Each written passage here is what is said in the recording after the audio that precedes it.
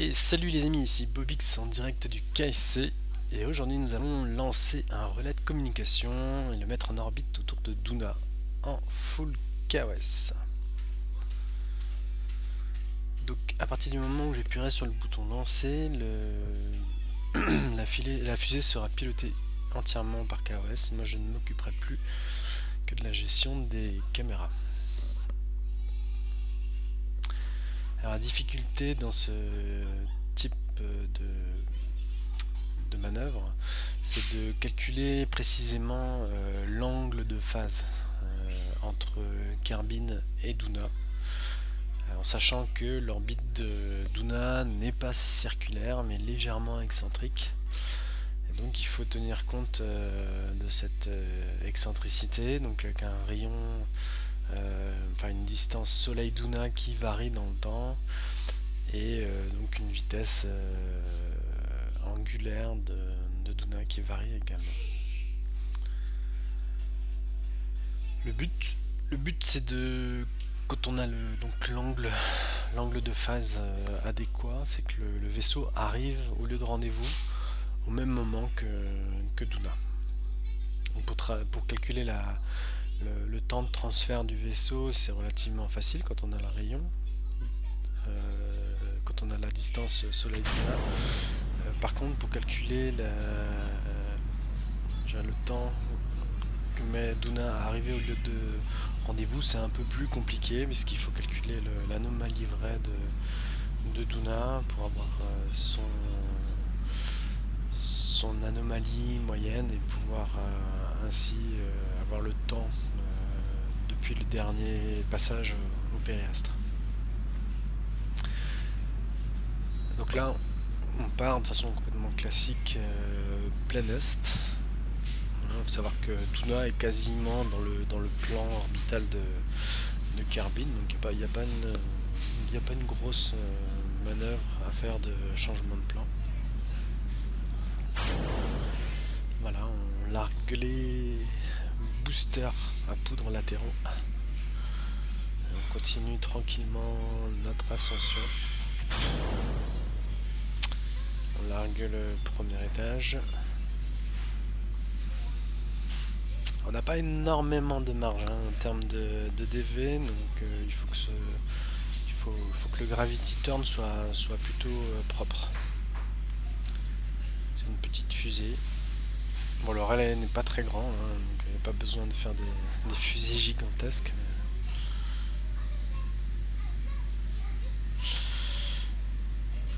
Voilà. Alors là, on va attendre gentiment que l'Apoastre atteigne 80 km. On va couper les moteurs. Et ensuite on finira la circularisation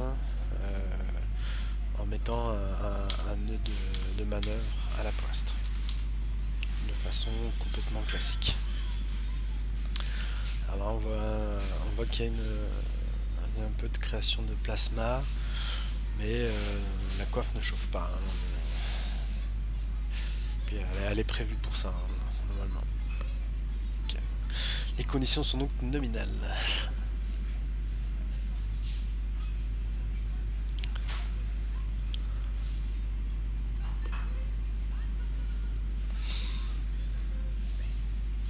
On observe la courbure de Kerbin. Petit clin d'œil à tous les platistes. Et on observe l'apparition des étoiles.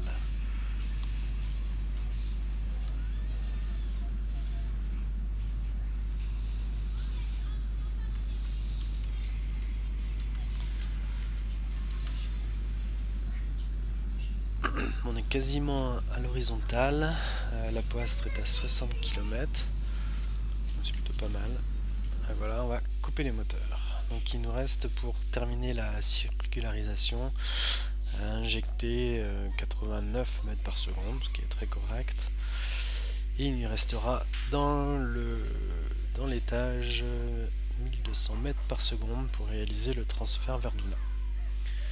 Ce qui passe puisqu'on est à peu près à 1080 80 mètres secondes en moyenne pour aller vers Duna.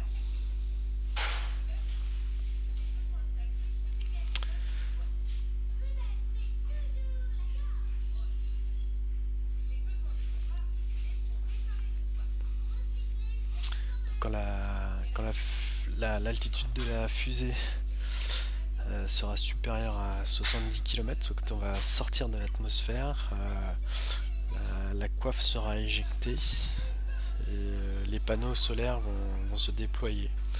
On aura un petit aperçu du relais que nous envoyons là sur Duna, en orbite autour de Duna.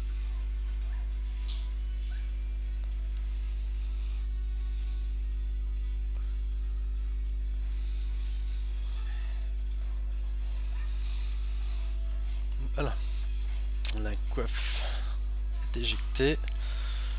On a un petit effet Kraken. En fait, c'est le time, l'accélération du temps qui fait trembloter, parce que là en fait on n'est plus dans l'atmosphère, donc normalement il n'y a pas de perturbation due au frottement, des choses comme ça. Donc ça devrait s'arrêter dès qu'on termine le time warp qui est maintenant. Voilà, on a retrouvé la stabilité de la sonde. Donc c'est une sonde toute simple avec une antenne suffisante pour pouvoir communiquer avec Duna, quelques panneaux solaires et une réserve d'électricité, voilà, pour pouvoir communiquer. C'est vraiment un satellite de communication.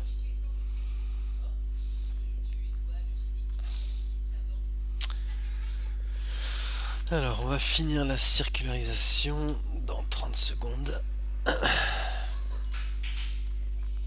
Au-dessus de l'océan.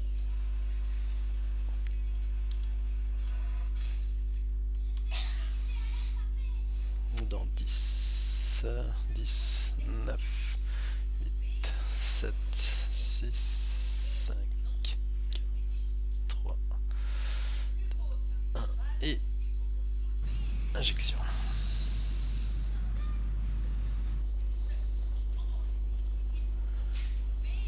Voilà. Alors on a une orbite de 79 par 77 km. Et on va se placer donc à l'angle d'éjection pour brûler 1084 mètres par seconde, faire le transfert vers Duna. Et dans la fusée il reste 1237 mètres par seconde, donc on est bien. On a encore un peu de marge, mais faut pas non plus, faut pas trop s'amuser. Ah. Et on va regarder l'orbite de transfert. Donc on va centrer sur le soleil. Et voilà, on a une belle orbite de Oman avec un périastre de 19 000 km. Pas extraordinaire, mais bon, voilà, c'est pas trop mal. Sachant qu'il y a des chances qu'on se rapproche, parce qu'il y aura un petit correction d'inclinaison à mi-parcours. C'est pas impossible qu'on se rapproche un petit peu de Duna.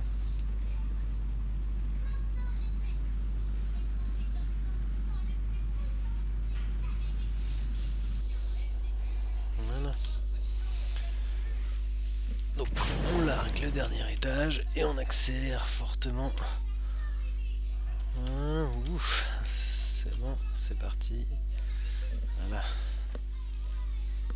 Et on place un petit nœud de manœuvre au nœud ascendant, de façon à corriger l'inclinaison relative entre l'orbite du vaisseau et celle de Duna, qui est de 0,06 degrés.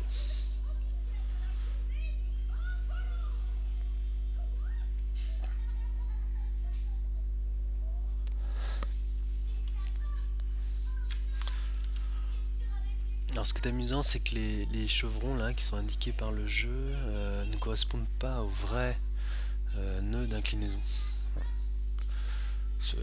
Car par contre donne les bons nœuds. C'est assez étonnant. Voilà, on va corriger l'inclinaison dans 9 secondes. 7, 5, 4, 3, 2, 1 et injection. Toute petite injection. Et voilà. Donc on arrive à une inclinaison relative avec 2 zéros après la virgule. On va rentrer donc dans l'orbite de Duna avec voilà, on a 9 millions de kilomètres, 9000 kilomètres. On va faire un premier burn de façon à arriver à 6000 km, avoir un périapsis de 6000 km. Et ensuite on circularisera à 6000 km, ce qui nous évite d'avoir en fait d'être embêté par Ike, hein, pour pas rentrer dans la sphère d'influence de Ike et risquer de se faire éjecter de la sphère d'influence de Duna. En même temps, on est assez près de Duna pour pouvoir communiquer correctement et voilà, c'est un bon endroit pour un satellite. Voilà.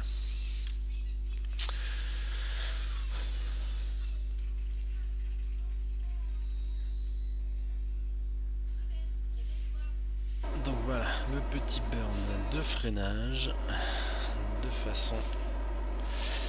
Alors, est-ce qu'on arrive à la voir? Moi j'ai un écran assez sombre.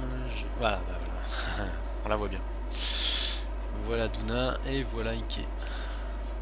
Et on freine tranquillement.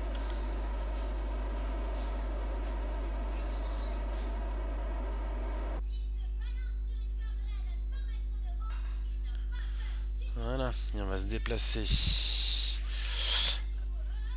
au périastre pour circulariser. Donc avoir un, voilà, on sera à 6000 km, 6000 km à peu près.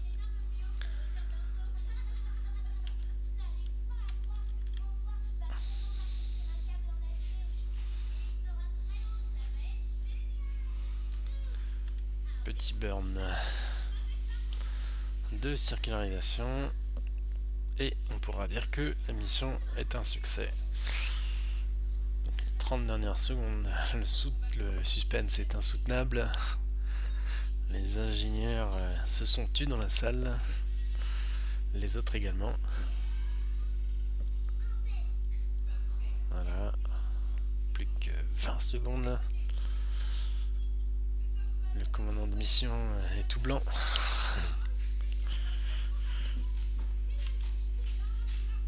9, 8, 7, 6, 5, 4, 3, 2, 1. Et c'est parti pour le burn final. Et c'est un succès total puisqu'on sommes à 6900 km à la pause, 6200 au périastre. Il nous reste une centaine de mètres par seconde dans le vaisseau qui est bien alimenté par les panneaux solaires et on peut le communiquer avec Carbine. Voilà, je crois qu'on est au plus loin là, si je ne me trompe pas, quasiment au plus loin. Non, ouais, on pourrait être un peu plus loin encore. On a encore, voilà, on a 63% de communication, ce qui permet de faire quand même pas mal de choses. Voilà. J'espère que cette vidéo vous a plu et bah voilà, n'hésitez pas à faire de temps en temps un petit tour sur ma chaîne pour voir si de nouvelles vidéos paraissent. J'essaierai de vous montrer de nouvelles petites astuces sur KOS. Allez, à plus.